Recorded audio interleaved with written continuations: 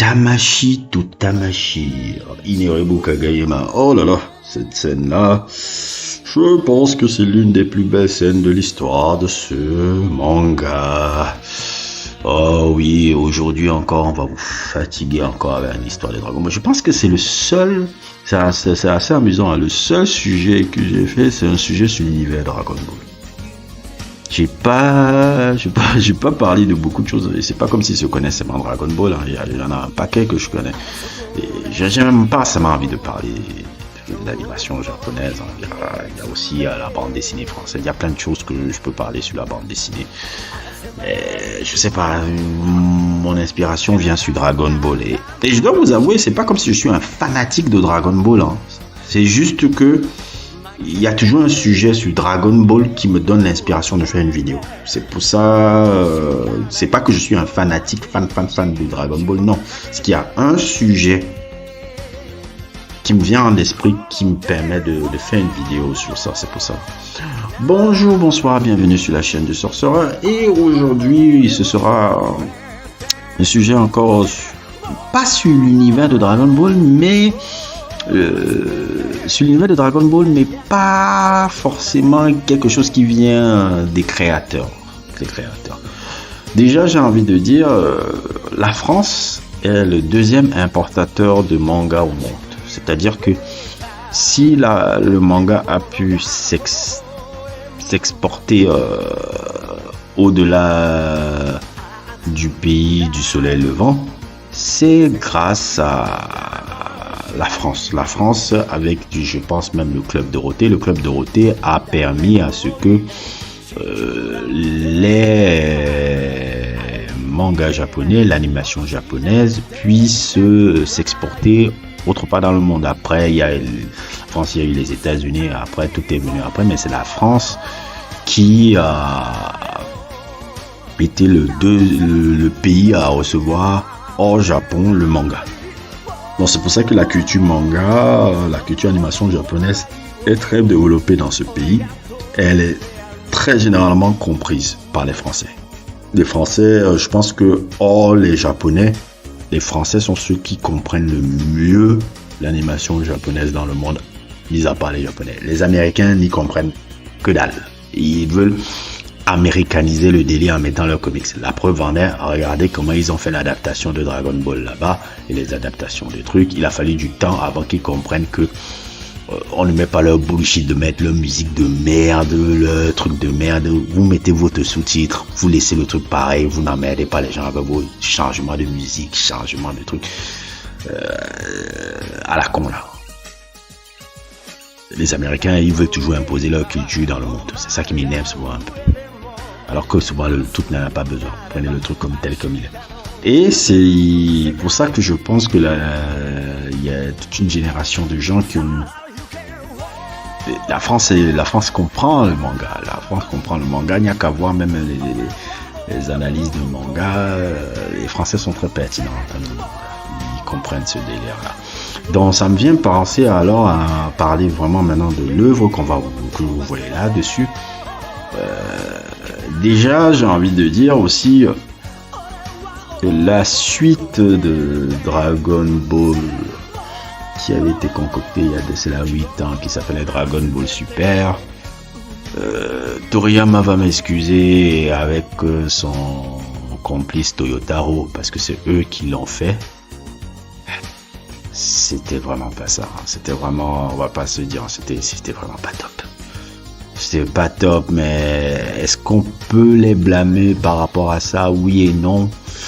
Parce qu'il y a quand même les éditeurs qui les ont imposé beaucoup de contraintes. C'est pour ça que les épisodes étaient un peu bidons, les trucs étaient bidons.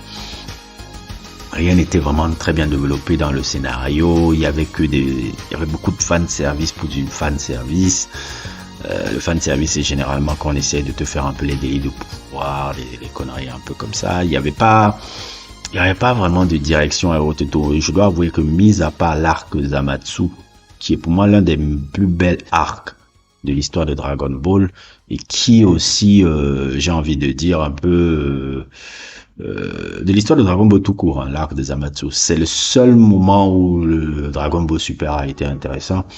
Et ça reprenait beaucoup les éléments aussi de John Milton. Ça a repris le truc de le paradis perdu de John Milton. Il y avait aussi cette structure scénaristique dans cet arc-là, avec le personnage justement de Zamatsu. Le personnage de Zamatsu, si vous ne connaissez pas le paradis de John Milton, c'est l'histoire de Lucifer qui était le plus bel ange qui devient le démon. Il y a un peu ça aussi avec Zamatsu qui est censé être le plus bel ange qui devient des Kaioshin, qui devient le démon qu'on voit là. Et mise à part ça, le truc était médiocre. Le truc, je ne sais pas, mais est-ce qu'on peut en vouloir à Toriyama? J'ai l'impression qu'il a fait ça beaucoup plus forcé. Toyotaro aussi, il était aussi beaucoup plus là. Toyotaro est un des gars qui ont fait des fans manga de Dragon Ball pendant très longtemps et que Toriyama a recruté justement dans son équipe pour pouvoir faire ce Dragon Ball Super là. C'était pas top. Et puis de là est venue l'idée de 3 Français. Déjà qu'il y a beaucoup de fan-fiction dans l'histoire, il y a beaucoup de fan-fiction dans le manga Dragon Ball. Il y a beaucoup de fan-fiction. Et il y a 3 Français qui se nomment, je crois, il y a le jeune dessinateur de 18 ans qui s'appelle Poisson Lab. Il y a cet autre qui était un YouTuber là, comment il s'appelle encore, on va chercher son nom. Cet autre YouTuber qui s'appelait, je sais plus, attendez, je recherche les noms, hein, je veux pas faire de conneries. Je vais les retrouver après, hein, je vais les mettre en montage, hein, puisque je me souviens pas, je vais les mettre en montage, vous allez les voir. Ils étaient 3, c'était 2 scénaristes et justement le jeune dessinateur de 18 ans là, qui s'appelle Poisson Lab, qui ont décidé de créer ce fanfiction qui s'appelle Dragon Ball Kakume. Le Dragon Ball Kakume, ça m'a été recommandé par mon ami justement qui est vraiment lui le vrai fan de Dragon Ball parmi mes amis, qui est un connaisseur absolu de ça. Beaucoup plus que moi. Moi, je sais que je comprends ce que c'est, je maîtrise ce que c'est, mais lui, il est vraiment un connaisseur, puisqu'il est fanfiction, il est complètement drogué de Toriyama, d'ailleurs. Je crois que je vous l'avais déjà dit. Et j'étais en train de regarder un fanfiction, déjà, qui m'a beaucoup plu, qui s'appelle Dragon Ball New Hope, et qui, là-bas, les personnages principaux, c'est Goten et Krillin, et ça se passe... en fait, dans l'histoire de Dragon Ball New Hope, je fais un peu cette parenthèse, c'est dans un futur où Gohan n'a pas gagné. Gohan se fait assassiner par Cell au lieu de gagner Cell, il se fait assassiner par Cell. Ça raconte un peu cette histoire-là et c'est magnifiquement bien écrit aussi. C'est très magnifique. Et ça continue encore, cette fanfiction, elle est magnifiquement écrite. Et puis il m'a dit, va plutôt regarder Kakume. Il est encore d'un autre niveau supérieur, ces fanfictions-là. Et j'ai découvert Dragon Ball Kakume. Et je dois vous dire que, waouh, Dragon Ball Kakume, fait par ces 3 Français là, c'est le Dragon Ball que nous on aurait voulu voir. C'est le Dragon Ball Super qu'on aurait voulu voir. Il est magnifiquement et bien, déjà magnifiquement bien dessiné, mais surtout magnifiquement bien écrit. Tous les thématiques qu'on voyait sur les trucs des dieux, tous ces délires là est tellement bien fait. Et encore, ce qui est génial, c'est que le personnage principal, comme vous pouvez le voir, ce n'est pas Goku, c'est Gohan. Il refait de mettre en place le truc de Gohan, parce que je vais vous raconter un peu le synopsis. En fait, c'est l'histoire qui raconte le cyborg C-17 lors du tournoi du pouvoir amène le monde vers une guerre multiverselle. Les alliés de tous les univers devront s'endurcir pour affronter des divinités malveillantes. Et cette fois-ci, elles devront se débrouiller sans Goku, parce que les divinités malveillantes ont justement enfermé Goku. Et il y a cet affrontement un peu, c'est comme, je vous assure un peu, c'est une version un peu d'un Star Wars. d'un Star Wars à la Dragon Ball. C'est vrai que Dragon Ball a des influences de Star Wars déjà, mais la manière dont c'est fait dans ce Kakume là, mais c'est magnifique. Magnifique, magnifique. Tous les personnages sont excessivement bien écrits. Tous les personnages sont bien traités. Il y a même la progression un peu des évolutions de personnages que je voulais voir dans Super, que ça soit même le personnage de Vegeta, que ça soit le personnage de Gohan, que ça soit même le personnage de Krillin dans son écriture. Tous ces personnages, même Yamcha est bien écrit, c'est pour c'est dire. Et ils sont super bien écrits. Dans cette approche-là, franchement, Kakume te fait oublier Dragon Ball Super. Il te fait oublier Dragon Ball Super, mais de très loin dans son écriture. Et de là, c'est juste magnifique. C'est juste magnifique. Regardez même déjà les dessins. Regardez déjà les dessins. Et ce n'est pas encore terminé. Je pense qu'il y a 5 tomes. Ils ont 5 tomes qui travaillent et tout. Et toutes les histoires, tout le truc, c'est devenu plus qu'une fanfiction. Le succès est tel que ils ont eu plus de 100 millions de lecteurs un peu à travers le monde. C'est vraiment une œuvre que j'aimerais même qu'il y ait un studio japonais qui se pose pour faire l'animation de ça. Annexe. Parce que le Kakume là, franchement, je suis désolé pour le tout de Toyotaro, hein, ton Dragon Ball Super avec Toriyama, repose en paix, mais c'était n'importe quoi. Hein. Ah, vous allez me dire que la maison d'édition vous faisait les embrouilles. Oui, ok, je suis d'accord, mais waouh, c'était quand même abusé les mecs.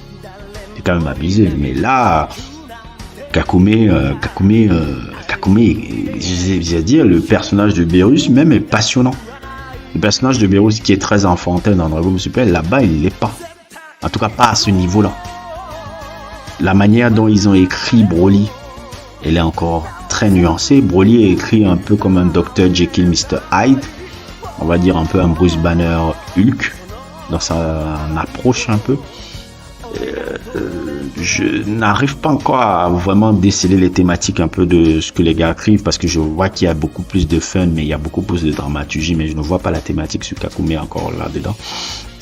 Mais c'est vraiment une très belle œuvre de fanfiction que je vous conseille de le lire, je vous conseille de le regarder. Je vais vous donner le lien en description. C'est pour moi la plus belle fanfiction de Dragon Ball jamais faite, et qui est pour moi même déjà, je la considère comme une œuvre déjà. Pour moi, Dragon Ball Kakume c'est une œuvre de Dragon Ball, et pour moi je la considère comme la suite, la meilleure suite de Dragon Ball Z qui devait être faite devant Super. Franchement, chapeau à vous les trois, c'est Darkos, Poisson Labo, et j'oublie le nom du troisième.